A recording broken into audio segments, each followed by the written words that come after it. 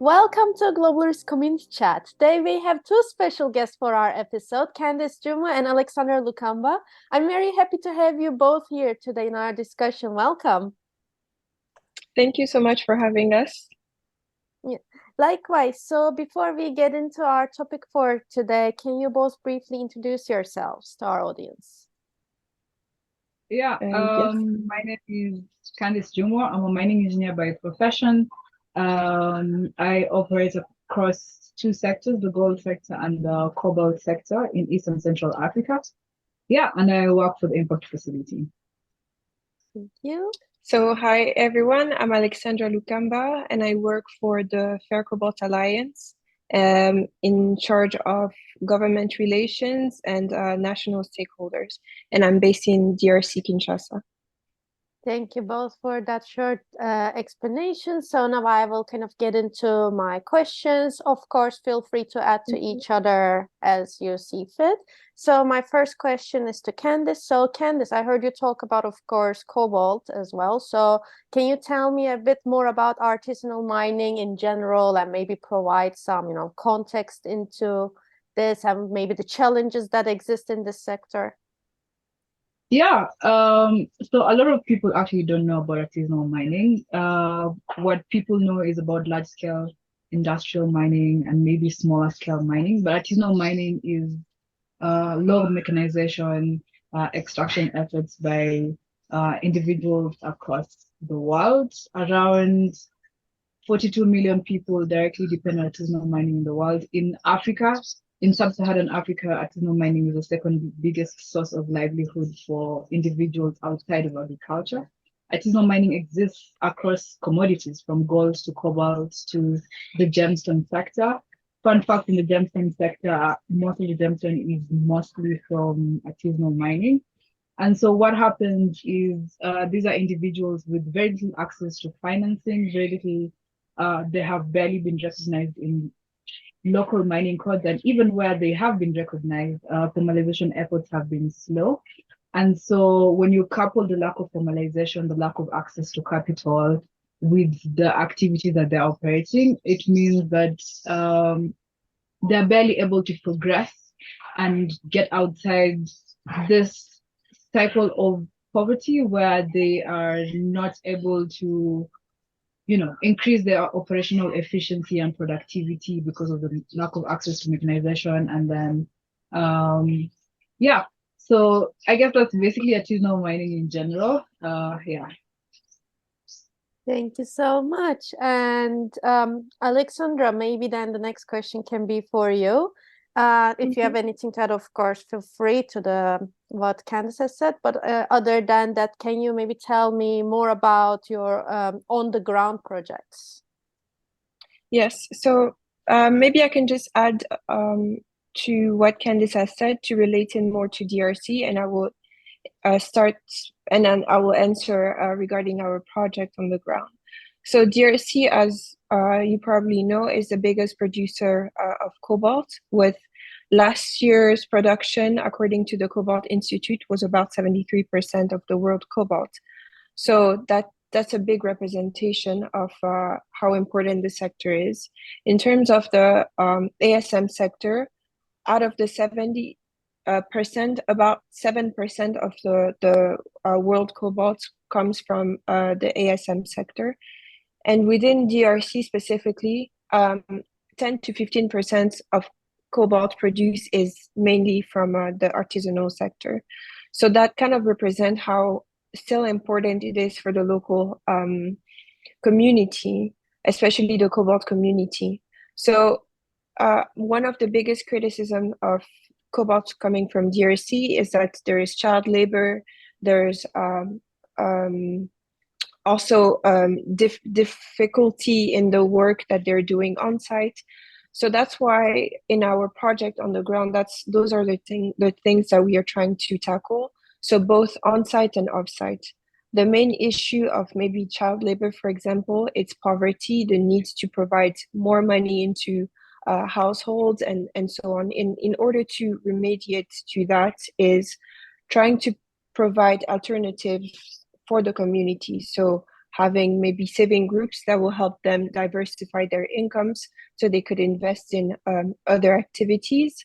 Or also, once a child is found on a mine site, instead of just removing him from the mine site, but trying to have a lasting program for him or her to maybe integrate them back into society in terms of education, or trying to have them do more practical trainings because they're already working. So having them in just a normal school system might not be ideal. So having them maybe do professional trainings that would then help them get into the professional world once they're of age. In terms of on-site, it's important to help better and safer ways of working. So ensuring that all the workers are wearing proper PPEs, are protected. Even when going in the tunnels, they are protected. They know in case of accidents how to act. So trainings related to OHS, and those are really the main elements that are needed to level up the way of working of the artisanals. And of course, the security on site, ensuring that only allowed workers on the site, and for children and so on not to be on site. So those are kind of the different projects that we are trying to work on, and the overarching goal is to really ensure that the ASM Cobalt is seen as a clean and usable product. Yes, thank you for sharing that. So I have actually another question for Candice. No, it's a bit of a longer question, but of course, Candice has mentioned some challenges that exist in this sector. And I imagine because of that, from what I understand, a lot of companies downstream has also disengaged from the sector. And so based on this, what is the position of FCA and on this, industry-wide position to disassociate from the sector? And like, is it about like being risk averse with regard to ASM, or is this really the solution you are aiming for? Well, for context, first of all, I failed to mention that the import facility is one of the founding members of the Fair Cobalt Alliance. And so also a bit of background is that in 2016, Amnesty International came out with a report called "This is What We Die For," and they were basically highlighting the challenges that exist in sourcing cobalt from the DRC. And one of the bigger challenges was its association with child labor. At the time, they estimated that around 40,000 children work at artisanal cobalt mine sites. And so due to the negative backlash that was created as a result of the publication, a lot of the companies downstream decided to completely disengage and no longer source any cobalt from the DRC. And on one hand, this is fair because you cannot, when cobalt gets at the point of refining, the supply chain, the cobalt supply chain is very opaque. And so artisanal cobalt and even large-scale industrially mined cobalt most definitely ends up at the same refining companies that produce cobalt for the end consumer. And so it is very hard to as a downstream company to say that we are 100% sourcing responsibly mined cobalt. And so the easier solution at the time was, let's just not engage in the DRC at all. And so what this does is that the challenges that exist at the moment just continue occurring. The children will still continue working at the mine sites because there's no support to keep them outside of the mine sites. The working conditions at the site, which are completely hazardous, and a couple of fatalities, if not hundreds, happen every year, will continue to happen because there is no investment into site infrastructure and in the improvement of the mine site. The artisanal miners are also going to receive the same, payment terms for their cobalt because there is no mechanism to make sure that they're able to retain fair value of the cobalt that they're able to sell. And so if you disengage, you're barely doing anything to solve the problem. If anything, it's just going to continue operating. And so our position is that disengagement is not the solution, but rather investing into the improvement of ASM is what we should do. And that's why the Fair Cobalt Alliance was created.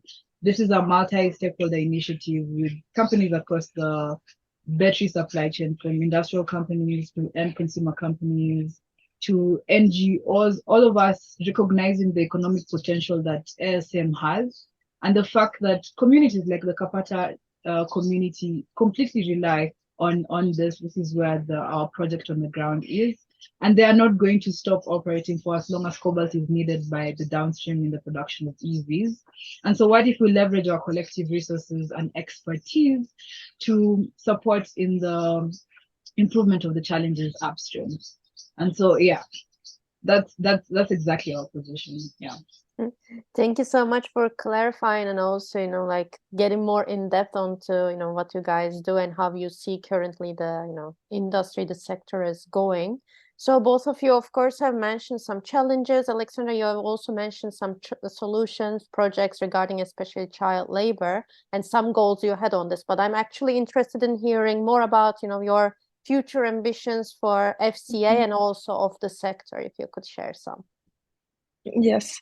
I think if I must add something as well related to maybe the Congolese government and to show the importance of ASM, is that the Congolese mining code that was renewed includes the importance of ASM as well. So it really goes to show the economic impact that it would have on the country.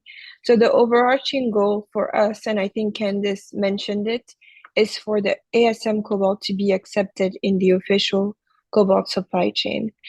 What this would look like is for the mining cooperative to be able to sell their cobalt to a fair price, so that on their end they're able to also pay the workers at a fair price and help elevate the community's life.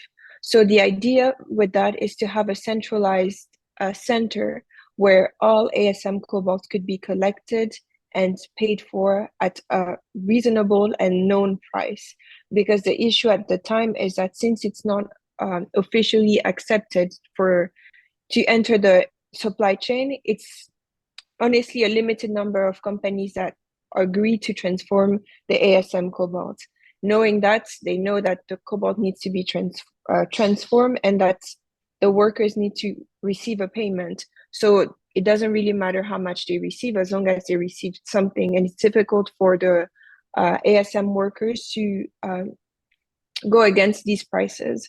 So that's why it's really important to have a centralized center to have this paid, so that the condition on site would be better, it will be more secure, and like I said, ASM will be officially recognized as a fair way of mining. This would be this would be positive for the DRC government in terms of having more clear knowledge of the exact numbers and how much is actually the ASM sector, the cobalt ASM sector is actually worth. So that's really our overarching goal, and we hope that in the long run, more companies will understand this, and instead of running away from ASM cobalt, really try to invest in it to find lasting solutions. Thank you so much. And with that was all for my questions. So do you both have anything else to add? I think that is all for me. Thank you so much for having us. Thank you so much as well, Ken. As well? No extra anything to add? Well, I do have one thing. Maybe we didn't talk about how, as part of our approach, we believe in supporting and continuous improvement.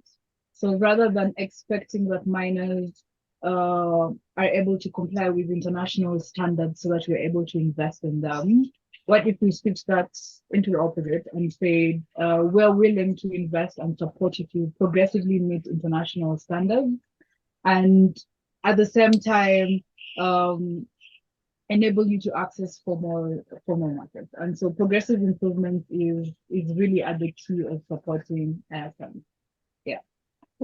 Thank you so much. And with that, I want to thank you both so much again for joining me today for this discussion. This is, I don't think, something we talk about often, but I think it should be, considered more often in a global environment as well. So thank you so much. Thank you. Thank you so much for having me. Likewise.